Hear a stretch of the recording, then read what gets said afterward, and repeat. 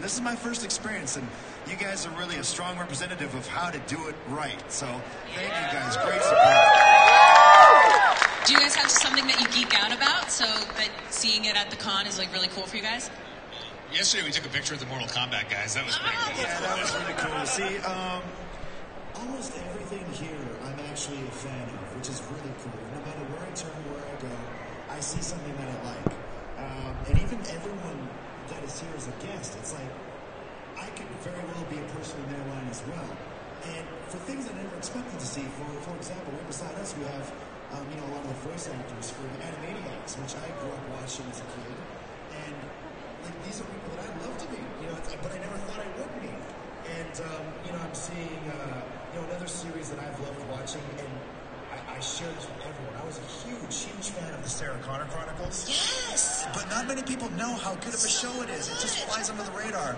So to see Summer Glau here is just like, what? That's so awesome that she's here. And like, Cobra Kai is just such a good, you know, series. It's my favorite series right now. So to see, you know, that cast here is just, it's incredible, man. Just everywhere I turn, something that I love, something that I enjoy. And it's the only shame is that, you know, I'm here for work and I can't see it all myself. Yeah. But hey, if we're here helping make people happy, then I'm happy and everyone's happy. So it's just a very positive atmosphere. And the last time we were here actually to do a show called All In, it was that exact same energy. So to have that energy replicated here at C2E2, it's like, man, I guess Chicago's just the place to be, isn't it? You know? So, yeah. Oh, yeah. And you guys have an event coming up in May that is already sold out. Congratulations on that. Thank you. Double or Nothing. Tell us a little bit about it. Is there anything you can tease for us? Oh, man. We spoil everything, don't we? We won't tell anyone, right, guys? We're supposed to dodge the questions or like go around, but we just tell everyone. Here's a spoiler alert. We're wrestling the Lucha Brothers and we're going to kick their ass. I'll spoil something. How about we put those AAA titles on the line? I don't know what we were supposed to do this time. That's a bad idea.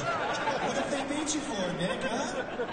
Well, we kind of run the company, so... I'm a little confidence in us, Kenny. Jeez. Are we making this official right here?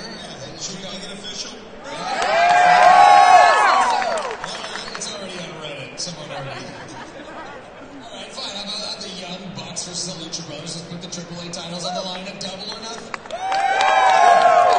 Done. Let's click. I don't know if you watch our hit series on YouTube. It's called Being the Elite. That's more or less a little bit of what goes through, you know, our brains and how we see things. And we have a sense of humor, and we think life is funny and wrestling is silly. And we also like to think that storylines should make sense and there should be continuity, right? So one thing about our show is it's going to be different in that way. We're not going to treat this like a wrestling show. We're going to treat this like a show you'd watch on Netflix or HBO or Showtime. Something that you could genuinely be entertained by. Something that not just wrestling fans can watch, but anybody can watch and enjoy. And we're going to have the best professional wrestlers in the world, and we're going to have the best tag team division in the world. Something that is something of a lost art nowadays, right? If you want to watch a great tag team wrestling match, you'll be able to watch AEW. You'll be able to see the best tag team in the world. At least top three, right? You think? I'll take that. Oh, she's a sweetheart.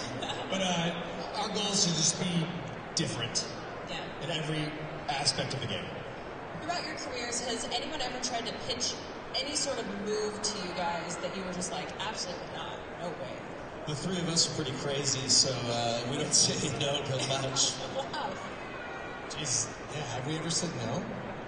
Jericho is from, yes, Manitoba. Not too far away from Chicago. In fact, the weather's very similar at times. And, you know, I was very familiar with the concept of backyard wrestling. But people would create their own rings. They would build them, or they'd have parents to build their rings. You know, a la Young Bucks. But for me, you know, we have like 10 feet of snow. So that was kind of the ring. So I've been wrestling and you know, doing moonsaults and powerbombing my friends since I was at least 7 or 8 years old. So I just did that all throughout my junior years, my high school years. We were using crash mats or whatever from the gymnasium. And then finally, when I was 16 years old, a friend of mine who was 1 year older than me got involved into wrestling locally. So we didn't have any local wrestling.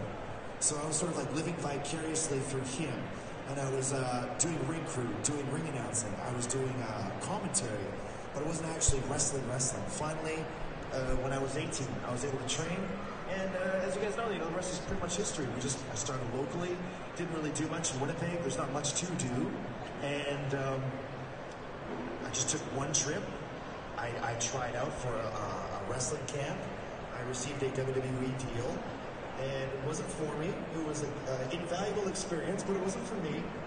And then I went to Japan. And then, 10 years later, here we are, All Elite Wrestling. It's a much longer, more boring story, but that's the gist of it. We have the same exact story because we're actual brothers. Do you want to get into detail? Well, my story's going to be quick. He went to training school maybe in 2000. Were you always Nick and Matt Jackson, the Young Bucks? No, we had a couple different... I want to hear the names. Oh, my Lord. So, you want to talk about our backyard days, yeah. though? Oh, yeah. Man, my first name... It's so stupid. It was Nick the Pimp. Did you even know that one? No, I didn't know that one. That was Slick Nick. Well, that was before that. Oh, okay. Slick Nick was the second one. You were Hollywood the Stuff, right? Let's not talk about that. That's not a wrestling name. But that was back, we're talking now 17 years ago, right? I ended up becoming Mr. BYWA, which stood for Backyard Wrestling Association. I know backyard is one word, but we didn't care when we were kids. So we had a lot of interesting names, but we pretty much got our start in California, and PWG is pretty much what blew us up. I remember I was deathly afraid of the move that Hernandez used to do to guys. He'd pick them up and toss the border toss. Border toss, yeah. I was going through a neck issue at the time, and he just threw Doug Williams. And he just threw Doug Williams on his face, and he almost killed himself. So he pitched it to me, and I think that was the one time in my career I said, not gonna happen, buddy. I can't do it. I have an answer. You do? Yeah, because, it's funny, because I wouldn't have remembered this if we weren't talking about it yesterday, doing our six-mans. All right, so there's this wrestler in Japan. I don't know how much you guys know about New Japan Pro Wrestling. A little bit. There was a guy that had a very short stint in New Japan. His name was Yoshitatsu. Yeah, it's fantastic. Unbelievable performer. But he was terrible. Absolutely terrible. And I wouldn't take anything from him. He would try to model his entire offense off of Triple H's stuff. But he didn't know how to execute them. So he's like, yeah, I do the Triple H spine buster. It's like, no, that's like the Triple H head rock CTE buster. It's not happening. I'm not going to do it. No way. So I would always tell Chase Owens to take it. And that was it. That's the story. So I would take any crazy thing that you've probably seen me do in my career, but I wouldn't take Yoshitatsu's spine buster, and always made Chase Owens do it. So, speaking of Chase Owens, good luck to that man. He's got a U.S. heavyweight title shot coming up, so, for all the Chase Owens fans out there. So just real quick before we go, what's one thing that we can expect from All Elite in the future? One thing? Just one thing. Just one thing, huh? Just one thing, huh? Well, and this is just me, and I don't want to sound like I'm being egotistical, but when I try, and I really stress the word try, to watch any sort of televised wrestling product, I always find myself struggling to want more. I want to feel something. I want to be able to think. A lot of people, they feel like they'd like to shut their brain off and just be entertained, and I think we're going to have this nice balance of both thought-provoking entertainment and also just kind of the mindless entertainment where it's like, popcorn wrestling. Much like if you'd watch for example, like The Raid, or like a Hong Kong Kung Fu cinema kind of movie. I think we're going to have all forms of entertainment blended in seamlessly into one show. That's the goal anyway. And I think you're going to see a little bit of what we do with BTE, with the storylines blending in together. And I think you're going to see the best quality of wrestling. And I think you're going to see a lot of new concepts of pro wrestling too. So it's not just going to be one style, it's going to be a myriad of styles. You're not going to see one type of storytelling, you're going to see a bunch of different types of storytelling, including cinematic style storytelling. So it's going to be something very new. And for some people, that's going to be a turnoff because they want to see a certain type and they want to stick with it. But that being said, AEW might not be for you, but if you want to see a smorgasbord of just pure entertainment, it'll be the brand for you.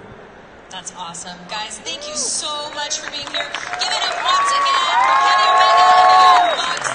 Thank you all at home for watching. Keep following along with us for more at C2E2 using the hashtag C2E2 and hashtag It's a Fan Thing. Make sure you stick around because up next we have Robert Venditti chatting about Hawkman. Stick around, guys.